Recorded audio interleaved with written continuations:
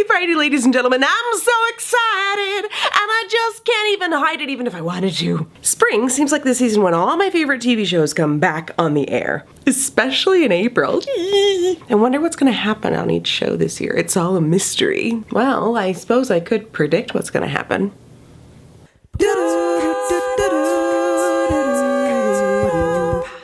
This is my newest interest. Outlander premiered last fall with the first half of the season. On April 4th, Outlander returns with the second half of season 1. Outlander revolves around a woman named Claire Randall, a nurse returning to her husband after World War II, during which time they've been separated. To celebrate their reunion, they go to Scotland. Claire happens upon some sacred stones and is jerked back into time to the Jacobite Revolution. During this time, she meets many a manly Scot and someone who happens to be the ancestor of her husband, a man who looks suspiciously like her husband. She also makes friends with a Scot named Jamie Fraser, and a bit more than friends, if you know what I mean. For the second half of the Outlander series, I predict Claire and Jamie meet up with Doctor Who. They travel into the future into the year 2233. They meet up with the older and younger version of Spock to discuss the repercussions of multiple timelines. Then they're joined up by two more travelers, Bill and Ted, who find the whole situation excellent. Sadly, they all blink and are sent back into their respective timelines by the Weeping Angels.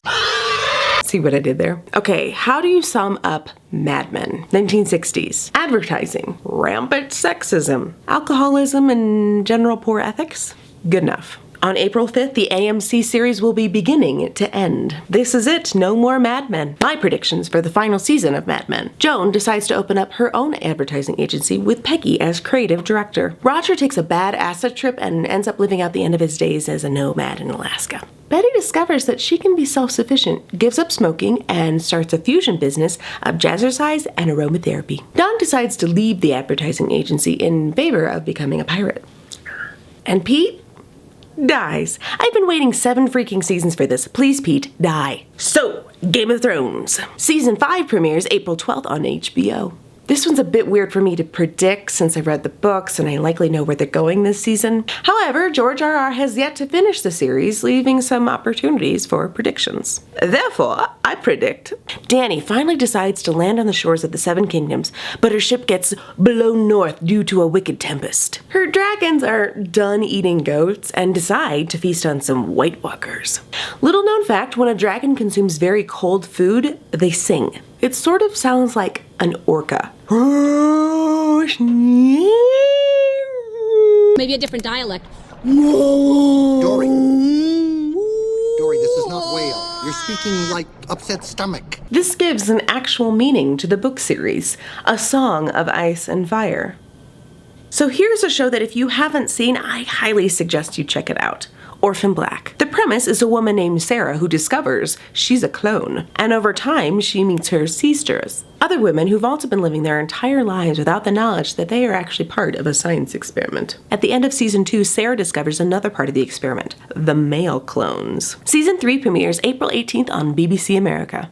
My predictions. Sarah encounters the militarized male clones and decides to seek out the true reason for her entire existence. This leads her on a cross-Atlantic trip to seek out who began this weird science. While she does so, she's being pursued by one of the male clones who Sarah believes is trying to kill her. In reality, this male clone, Thurman Faust, sees her as his equal. His pursuit is not one of hate, but love. He envisions taking her out on a date where they will share their common hobby of duct tape art. Shoes, sculptures, clothing, miniature models of famous Parisian buildings and attractions. Who knew that it would ultimately be a gray, sticky material that would bring these two clones together? So there it is, folks, my predictions. If any of these come true, you can bet I'll be saying, "Told you so." If they all come true, then I need to start playing the lottery, because George Ligeti. But for now, a haiku.